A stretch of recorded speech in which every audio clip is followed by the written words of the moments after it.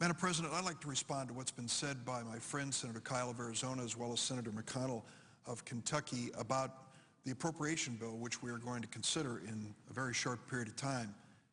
I'm a member of this Appropriations Committee, and I remember what happened. And I want to put it on the record right now so that some of the things that have been said can be compared to what I think is the reality. This is the reality. In the Appropriations Subcommittee, each and every subcommittee of that full committee met with Democrats and Republicans and prepared a bill. I have a subcommittee on financial services and general government.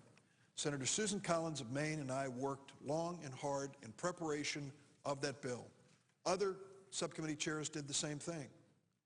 There was full bipartisan cooperation in the preparation of each of these subcommittee bills, every single one of them. And the appropriation bill that we will vote on is the combination of all of that effort. Let me also talk about the amount of money that we are going to appropriate to continue to fund the operations of our federal government. It's true. It's over $1 trillion. In fact, it's $1.1 trillion in this bill. But what hasn't been said by Senator McConnell and Senator Kyle, that's exactly the amount that they asked for. Senator McConnell came to the Senate Appropriations Committee and said, Republicans will not support this bill unless you bring the spending down to $1.108 trillion. That is exactly what we bring down to the floor to be considered. So to stand back in horror and look at $1.1 trillion and say, where did this figure come from? It came from Senator Mitch McConnell in a motion he made before the Senate Appropriations Committee. It reflects the amount that he said was the maximum we should spend in this current calendar year on our appropriation bills. He prevailed. It's the same number as the so-called Sessions-McCaskill figure that's been debated back and forth on this floor, voted repeatedly by the Republicans to be the appropriate total number. So we have a bipartisan agreement on the total number. And now the Republican leader comes to the floor, stands in horror at the idea of $1.1 trillion, the very same number he asked for in this bill. You can't have it both ways.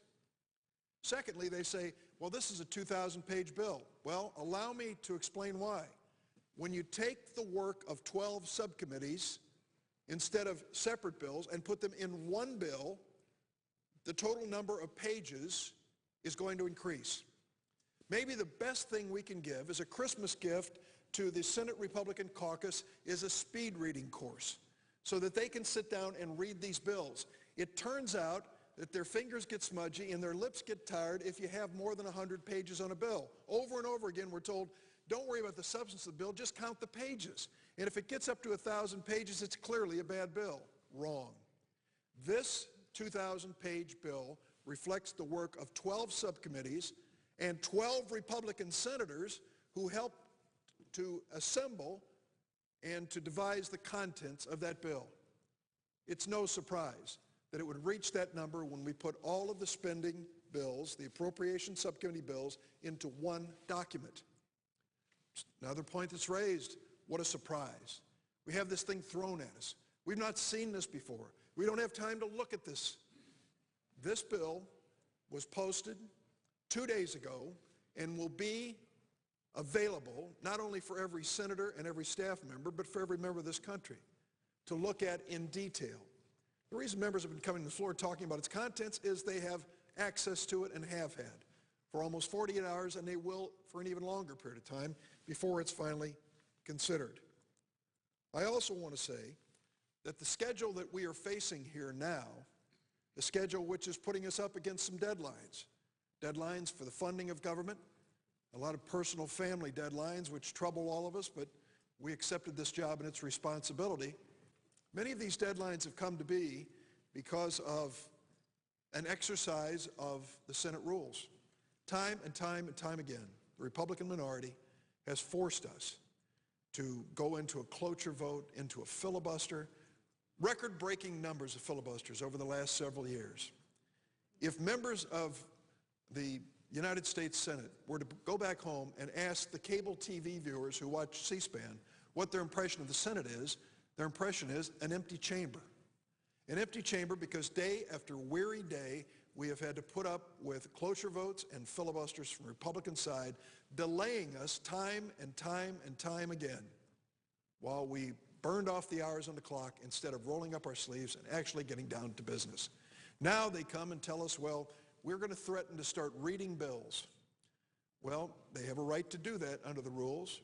It's really not needed since all these bills have been posted, and any senator who wanted to read them has now had 48 hours to read this appropriations bill if they want to. But they may burn off hours on the clock again and then complain that we're ruining Christmas for members of the Senate and their family. Well, unfortunately, their hands are not clean.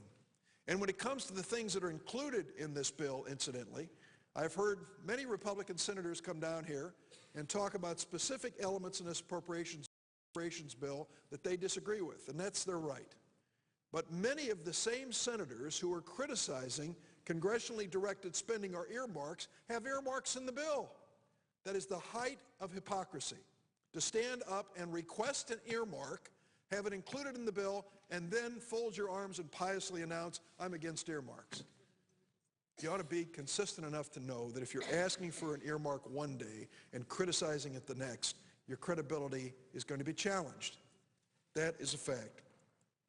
As far as some of the things that have been talked about, one of them brought up by Senator Kyle relates to drilling and how quickly drilling permits will be issued by the federal government. Our Department of Interior has asked for 90 days to review applications for drilling permits included in the bill. Why would we want to be careful when it comes to drilling permits? America knows why. We saw what happened in the Gulf of Mexico. We saw the damage done, and we know that for many businesses and many families and many people, and for a very fragile environment, things will never be the same. Let's avoid that from happening in the future. Waiting 90 days instead of 30 days is hardly an onerous burden to make sure that what is done properly and done in a way that won't come back to haunt us. Finally, to argue that this is disrespectful of the democratic process is to ignore the obvious.